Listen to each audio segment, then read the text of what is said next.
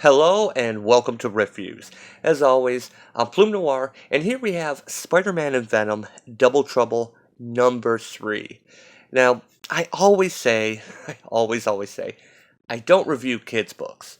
I just don't feel like I'm really qualified to cover a kid's book. I've been making an exception for this one. I was kind of curious because, if you've watched my videos, especially with X-23 and my favorite, She-Hulk. Mariko Tamaki wrote series for those, and I did not like them, especially the She-Hulk ones. This one, however, since she is more of a YA author, this one felt was when she was actually aiming at little kids. I felt this was actually kind of fun. With with the She-Hulk series, you had Hellcat, who was basically like a hyperactive adult. It was almost like a child in an adult's body. Here's JR. He's been really wound up here. Okay, keep him off to the side. With X-23, you had Honey Badger, who is a kid, and was obviously what she loved to write. She had all the best lines. She was, pretty funny. So I figured, okay, let's see what happens when Mariko Tamaki is actually writing for kids. Now, as I've said before, this is rated teen. That is not the case. After reading this issue, I think this is. Yeah, I was saying this book was aimed at maybe 8-year-olds. I don't think that's the case anymore. I think this is aimed at like 5 and younger. Which is kind of weird because I was enjoying this book. I sometimes like absurdity. I like, you know, fun and, things being silly. I'm okay with that. I'm not, super, stick in the mud. I'm trying to think of a nice way to say it. And I was enjoying the book for that. It was silly, it was goofy. And then this issue came out. And I didn't really like this issue. And yeah, I'm just going to pop into it. As you know, Spider Man, actually Venom in Spider Man's body, went on this American Ninja Warrior competition to win this weapon that can rearrange atoms. Okay, fine. Let's just go with that. It's the funny thing. Let's just go with this. And so he has won it. Meanwhile, Spider Man is trapped in Venom's body, and Venom is being chased by Green Goblin because he owes him money. Really, that's it. It's all just silly reasons. Let's just go with it. And so Spider Man has won. And the funny thing is, during this, I'm not sure if this is one of those stylistic choices. You know how like they would show Peter Parker in the regular comics and he would have half his face be like the Spider-Man mask, even though he wasn't wearing it. It was supposed to display, like a spider sense going off, or if you've read Spider-Man comics a while, you know what I'm talking about. But he wasn't actually having half his face as a Spider-Man mask.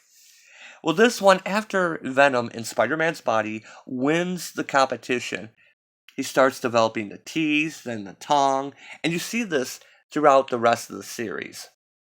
Now, I'm not sure if this is to indicate that it's Venom in Spider Man's body, such as, no one else can see this, it's only for our benefit, or if Mariko just thinks that he could do this. The Venom symbiote is not in Spider Man's body.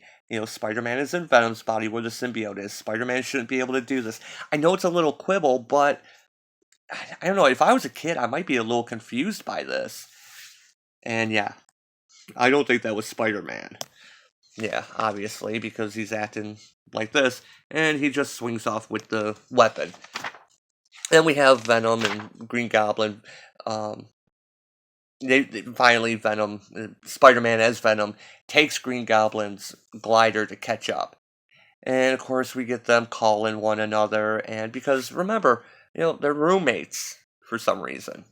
So right after the competition, Spider-Man goes to Axe body spray commercial and does a commercial, full page commercial. I think this is just in here to show what's coming up, which I'm going to just go straight to that. So Spider-Man as Venom, has Green Goblin's glider, is going to catch up with Venom in Spider-Man's body to get their bodies back.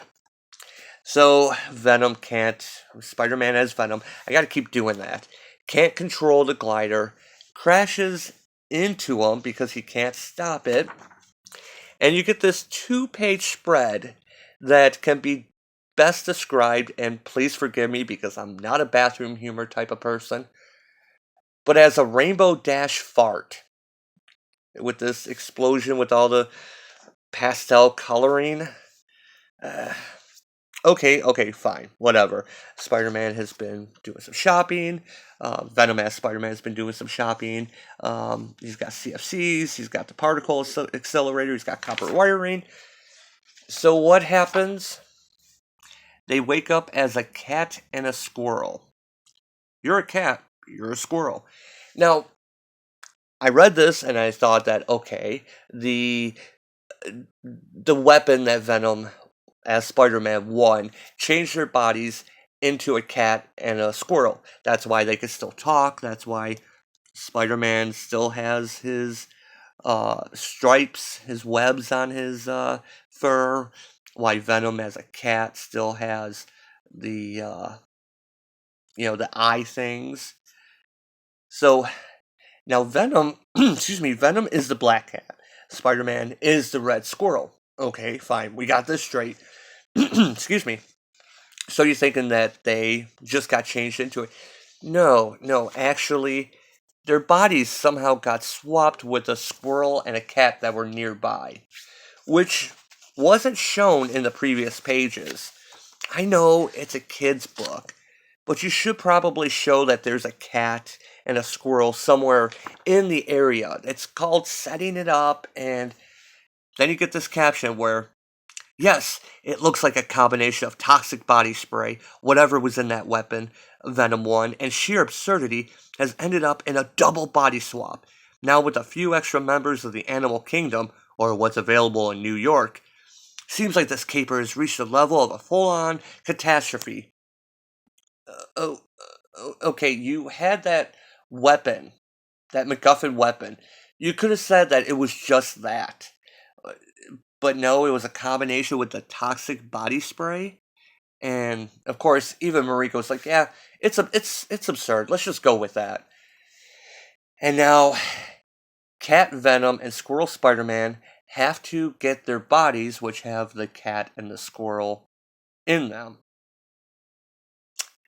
Yeah, I can't even go on with this.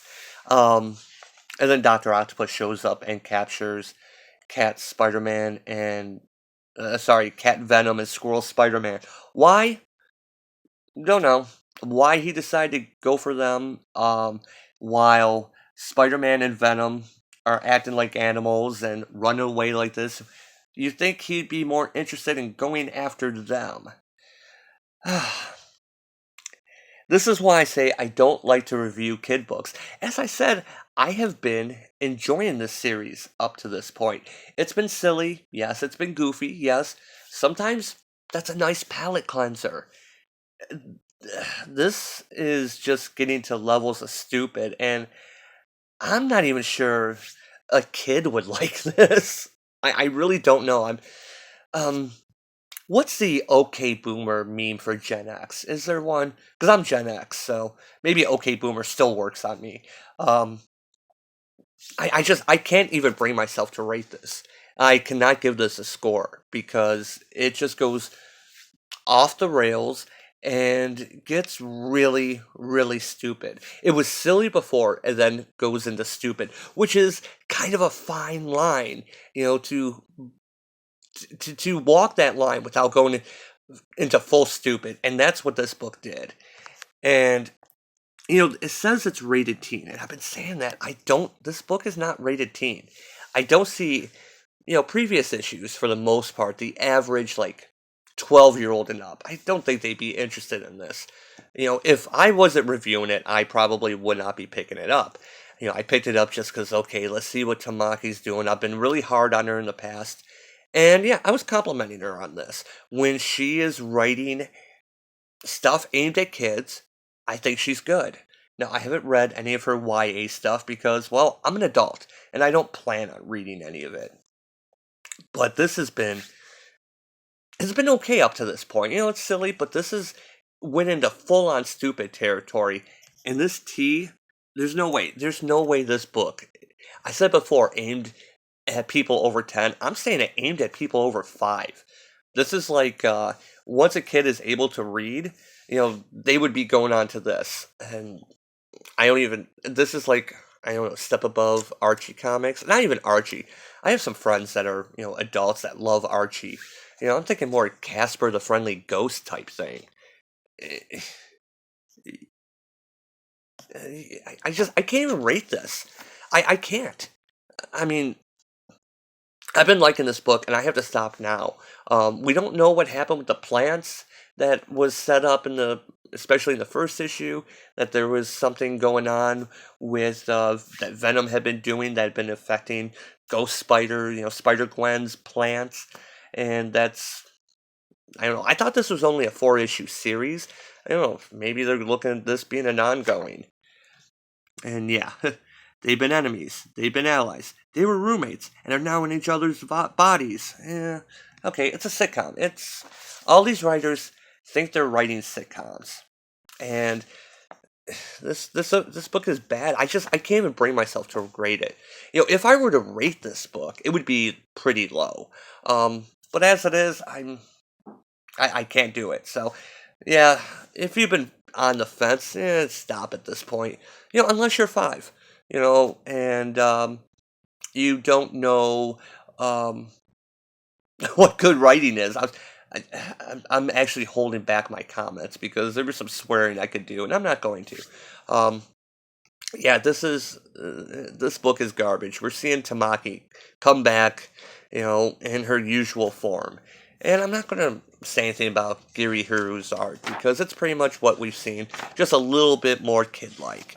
And like I said, I liked it in Gwenpool. In Unstoppable Wasp, it wasn't bad. And like I said, this whole thing with the mask, and I don't know if that's them thinking that Spider-Man can do that or if that's just for the reader's benefit. So, because yeah, you see when he's going to do his commercial, he's got the more Venom, squigglies up here, but not the mouth.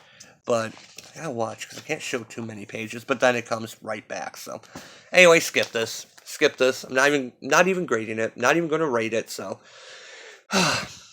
anyway, I actually picked up the Star Wars book, Star Wars #1. I'll be reviewing that next, and probably be getting around to Store #1. So, if you stuck through this, I'm sorry. This book is garbage. It's Mariko Tamaki, I guess. What can you expect? So, anyway, as always, thanks for watching, and I'll see you next time.